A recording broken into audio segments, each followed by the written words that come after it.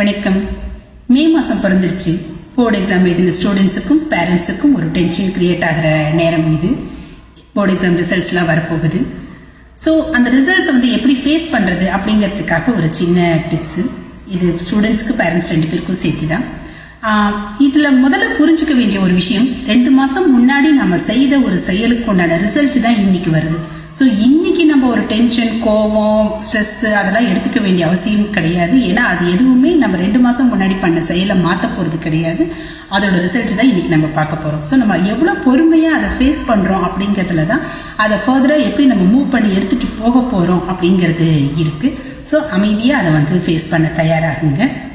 நான் இதில் ஸ்டூடெண்ட்ஸை ஒரு 4 கேட்டகரியாக பிரிக்கிறேன். ஃபர்ஸ்ட் டாப் மோஸ்ட் கேட்டகரி, நல்லா படிக்கிற பசங்க.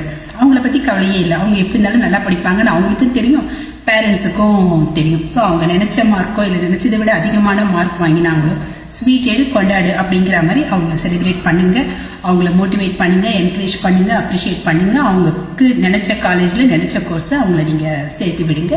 My best wishes to them. அடுத்தது ஒரு செகண்ட் கேட்டகரி இருப்பாங்க.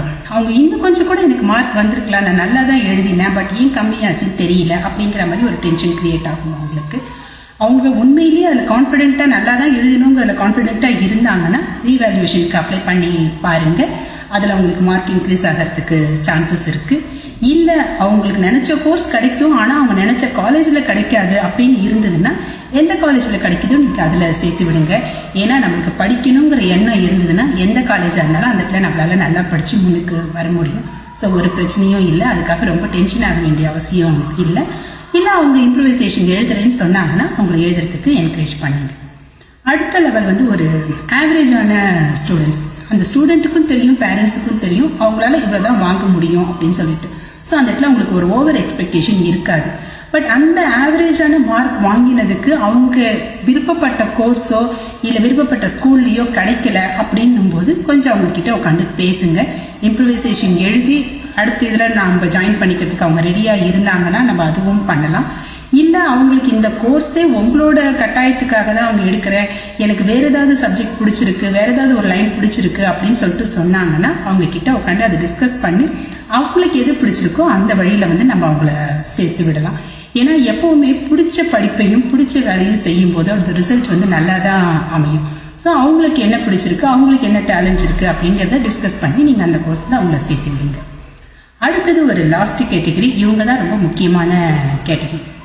நம்ம பையனோ பொண்ணோ பாஸ் ஆவானா அப்படிங்கிற மாதிரி உங்களுக்கு ஒரு டவுட் இருந்துச்சுன்னாக்கா ஒரு வாரம் 10 நாள் முன்னாடியிலேருந்து அந்த பசங்க கிட்ட நிறைய பேசுங்க. உன்னோட வெற்றி தோல்வியோ உன்னோட மதிப்பெண்ணோ நான் உன் மேலே வச்சிருக்கிற அன்பை எந்த விதத்துலையும் பாதிக்காது. என் சப்போர்ட் உனக்கு எப்பவும் உண்டு. வாழ்க்கையில் படிப்பு ரொம்ப முக்கியம். ஏன்னா நல்லா படித்தாதான் நல்ல வேலைக்கு போக முடியும், நல்ல வேலைக்கு போனால் தான் நல்லா சம்பாதிக்க முடியும், நல்லா சம்பாதிச்சாதான் நீ நல்ல வாழ்க்கையை வாழ முடியும். அதுக்காக தான் நான் உன்னை படிப்படின்னு சொல்லிட்டு சொல்கிறேன். ஆனால் நீ மார்க்கோ இல்லை ஃபெயில் ஆகிட்டியோ அப்படின்னு சொல்லிட்டு நீ ஏதாவது ஒரு தப்பான முடிவை எடுத்துட்டேன்னா உன் வாழ்க்கையே அங்கே போயிடும். ஸோ வாழ்க்கையில் நல்லா வாழறது எவ்வளோ முக்கியமோ அதை விட முக்கியம் வாழ்க்கையை வாழறதுங்கிறது முக்கியமான விஷயம். அதனால் எந்த ஒரு எண்ணத்தையும் உன் மனசில் நீ வச்சுக்காத, எதுவாக இருந்தாலும் என்கிட்ட சொல்லு, நான் உன் கூட இருக்கேன் அப்படிங்கிற மாதிரி முன்னாடியிலேருந்து அவங்கள்ட்ட பேசுங்க. அவங்க எதிர்பார்க்காத விதமாக அவங்க ஃபெயில் ஆகிட்டாங்க, மார்க் ரொம்ப கம்மியாயிடுச்சு அப்படின்னு இருந்ததுன்னா அவங்கள கொஞ்சம் யோசிக்க சொல்லுங்கள். அவங்க படிக்கலையா, படித்தது போறலையா, இல்லை படித்த விதம் சரியா இல்லையா, படித்தது புரியலையா, இல்லை படித்தது அவங்களால எக்ஸாமில் போய் எழுத முடியலையா. ஏன்னா இதெல்லாம் தான் இவங்க மாற்றிக்கக்கூடியது. கொஸ்டின் பேப்பர் டஃப்பாக வருதோ, வேல்யூவேஷன் ரொம்ப ஸ்ட்ரிக்டாக பண்ணினதோ அதெல்லாம் எக்ஸ்டர்னல் ஃபேக்டர்ஸ், அதுக்கு நம்ம ஒன்றும் பண்ண முடியாது. ஸோ இவங்களுக்குள்ள என்ன தப்பு பண்ணியிருக்கலாம் அப்படிங்கிறத அவங்க யோசித்து அதை மாற்றிக்கிட்டு அடுத்த எக்ஸாமில் அவங்கள நல்ல விதமாக ட்ரை பண்ண சொல்லுங்கள். கண்டிப்பாக அவங்க நல்லா பண்ணுவாங்க.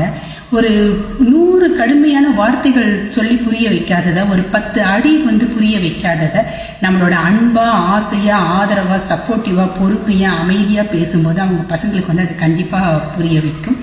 ஏதாவது குழந்தைங்க ரொம்ப எக்ஸாம் ரிசல்ட்ஸை பார்த்து ரொம்ப டென்ஷனாக இருந்தாலோ இல்லை ரிசல்ட் வந்ததுக்கு அப்புறம் ஃபெயில் ஆகிட்டோம், மார்க் கம்மியாயிடுச்சுன்னு ஒரு டிப்ரெஷனுக்கு போனீங்கனாலோ தாராளமாக எனக்கு கால் பண்ணி பேசுங்க. ஸ்டூடெண்ட்ஸுக்காக இந்த எக்ஸாம் ரிசல்ட் ஓரியன்டேஷனில் நான் ஒரு ஃப்ரீ கவுன்சிலிங் கொடுக்கலான்னு சொல்லிட்டு இருக்கேன். என் நம்பர் டிஸ்பிளேல கொடுத்துருக்கேன், டிஸ்கிரிப்ஷனில் கொடுத்துருக்கேன். ஸோ அதில் பார்த்துட்டு எனக்கு கால் பண்ணுங்கள். All the best for your futures. எல்லாரும் நல்லா ஹாப்பியாக இருக்கிறதுக்கு என்னோட வாழ்த்துக்கு. தேங்க்யூ.